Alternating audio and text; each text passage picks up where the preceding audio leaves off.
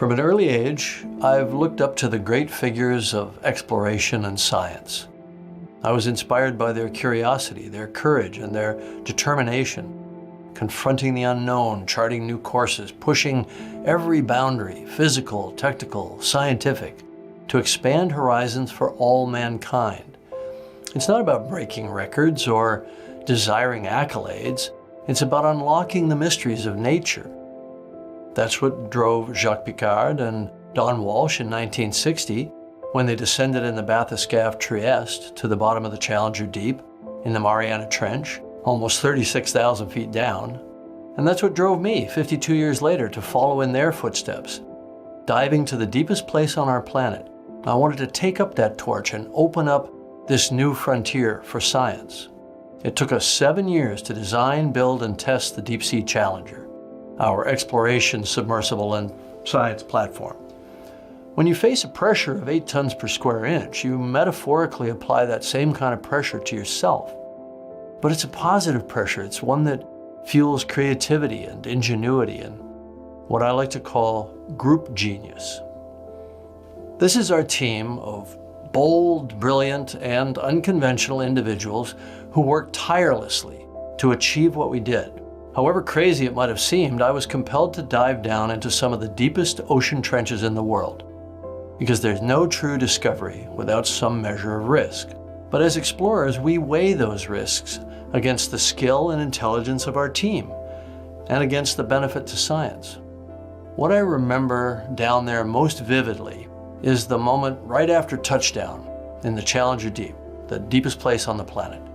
That feeling of absolute loneliness in this immense, barren, almost lunar landscape. I paused from my busy checklist just to take that in, to bear witness, as one tiny individual in all that ancient and unknown vastness that had never been seen before directly by human eyes. When I surfaced from my dive, almost 7 miles down, and the hatch opened, the first person I saw was Don Walsh. He welcomed me back from that amazing ride, one that he had experienced himself half a century before me. It was both moving and symbolic. It was not only a celebration of what we both had done half a century apart, it was a celebration of all the pioneers that came before us and all those who will come after. It was a celebration of that perpetual human spirit of exploration. And during the past 10 years, I've witnessed a growing number of expeditions and research projects conducted by the next generation of scientists who strive to know our world better, to understand more intimately and accurately how life originated and how we can sustain it. A global conscience has finally emerged that we need to cherish and protect this planet, our home. And you can't preserve what you don't understand. This is what my Rolex watch reminds me of whenever I look at it. That drive to explore, to understand and protect. It also reminds me of another watch, a bigger, more pressure-tolerant watch inspired by this one, a prototype that Rolex engineers created in an insanely short period of time to accompany me on my solo dive to the Challenger Deep. It took every bit of their creative energy, experience, and craftsmanship to design and engineer it from scratch in less than 8 weeks. And there it was, on the wrist of the sub's manipulator arm, ticking away happily 7 miles down. Oh, I see the second hand going. Yeah, baby, we are good. We have us a working watch. That prototype watch was a technological wonder, an homage to our pioneering spirit, a symbol of perseverance, and a proof that human genius is boundless. But it's not individual genius that propels us into the future. It's group genius, what we commit to and accomplish together.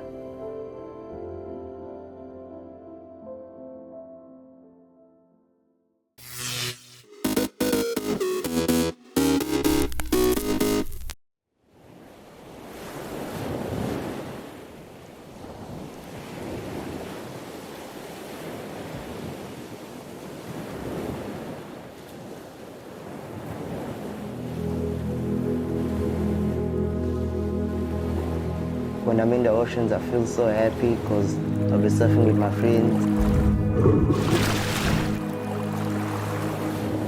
I'm like a whole different person in the water.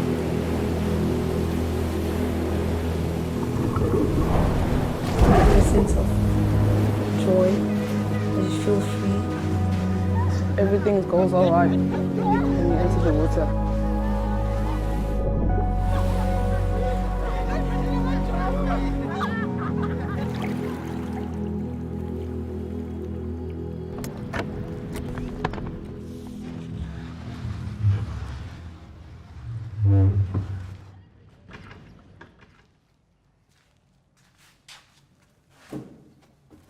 Okay, my name is Sandile Cyril Kati.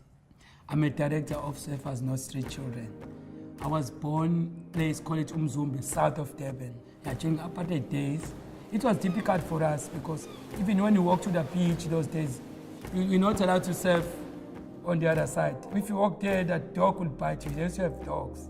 So it was very difficult for us. And no one taught us how to surf. We learned to surf before we learned how to swim. Now it totally changed because that thing, it looked like it never happened before. And every kid is welcome to do whatever he wants these days. So, yeah, it's amazing. I've known Cyril for a very long time. He's been at the highest level of a professional judge. So for him to be able to be here coaching the kids at a base level is something that kids can actually count on. You know, they're being headed in the right direction. My name is Sisonke Lumdum and I do coaching and I also do admin for Surfers Not Street Children. My introduction with Surfers Not Street Children started when I was still a kid. I worked my way up. Obviously started with coaching and then did admin as the years went by. So when you start this program, Surfers Not Street Children, we came with different ideas because at first we moved close to the beach and then we got access to those kids to use. Like, we've got program each and every week. We're doing more nutrition. We're doing home visit. We're doing food parcel. Having somebody that they can always look to for not only advice, but just somebody that lives with good morals and good values on a daily basis. And I think that's what Cyril and Sisonke do. They do a great job.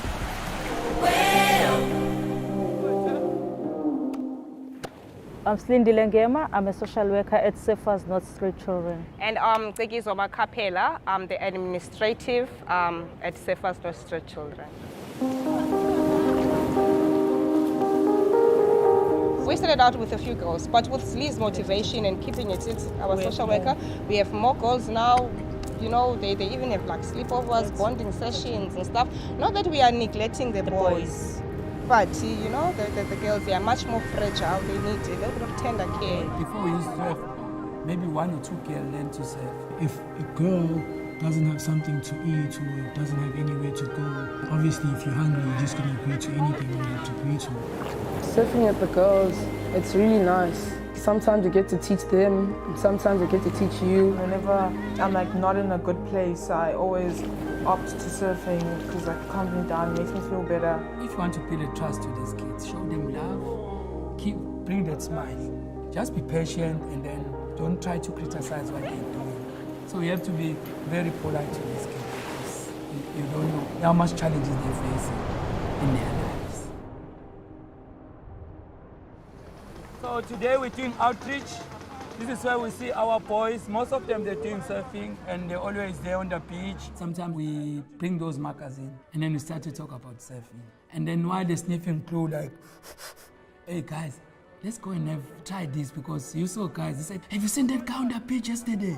Yeah, I want to surf like that. That's why they're becoming inspired and then they try to learn to surf and then try to be involved. Trying to get them addicted to a healthier side of a lifestyle with surfing, other than getting addicted to other substances on the streets. So the ocean for these kids, it changes their lives and it empowers them in such a way that they get away from the street. Surfing for them, it's like a rehab. If you can change one person's life or one kid's life, that's really what it's about.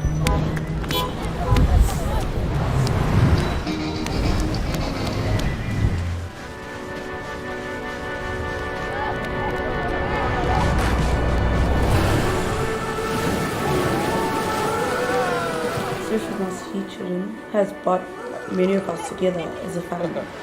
It teaches me to be a better person. You're not to surf, you're not to swim. It's helped the kids by not sleeping on the streets and doing bad things. Just go in the water and you have a lot of people with you to help you, to be a better you. I have to keep the kids out of the street and obviously mentor them in a way that they're actually able to build their lives. Overall for us is to see the kids in a better future. Because most of the kids are facing a lot of challenges. I'll never know what I'll be right now if I never started surfing. This is where my son comes from.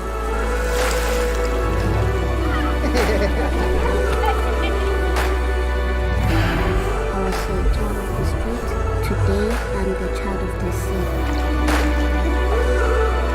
I'm a surfer, not a street child.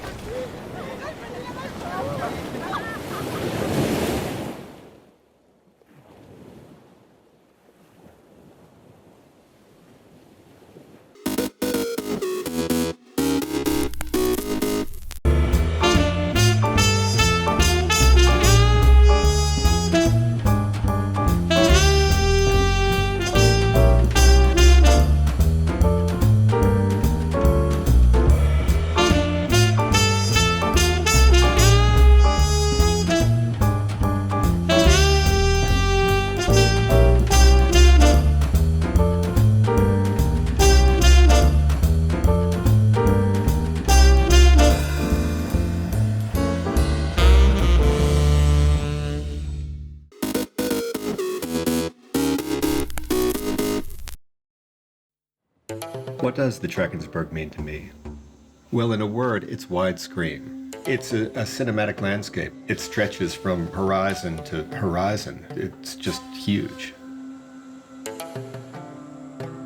The mountains here are very distinctive. Their jagged peaks just pierce the horizon, and instantly you know you're in the Drakensberg because no other mountains in the world look like this. Everywhere you look, there's a great shot. The plant and animal life is amazing. I've just been stunned by the variety of birds, and there's such a sense of tranquility. It's just beautiful. The landscape seems untouched, but you look and there's rock art everywhere. It really makes me feel connected to the people who have lived here thousands and thousands of years before. But I think it's those wide open skies of the Drakensberg that will stay with me. That's what I'm going to remember.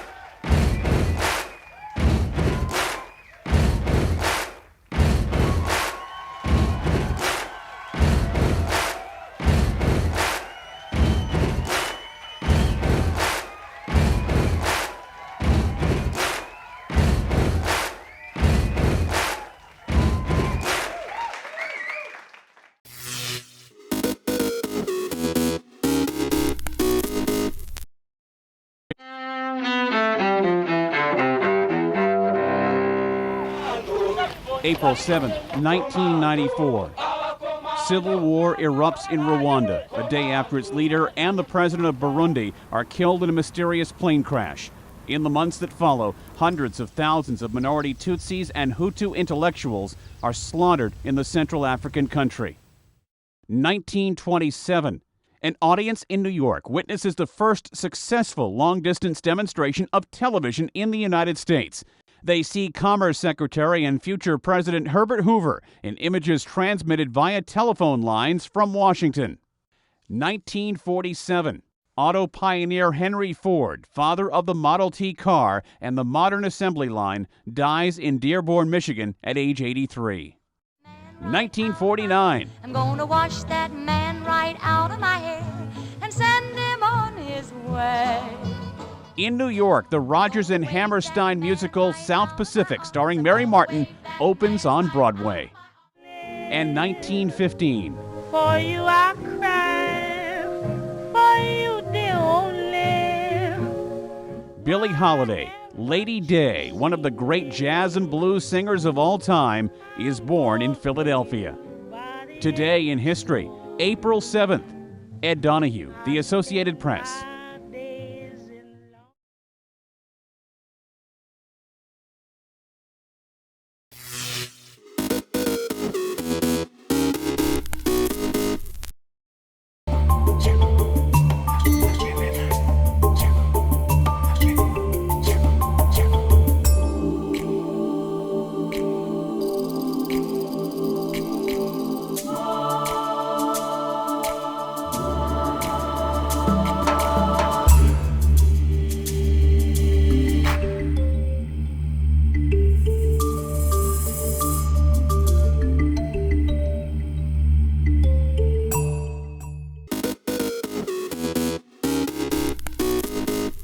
Welcome back in our studio, and in today's news,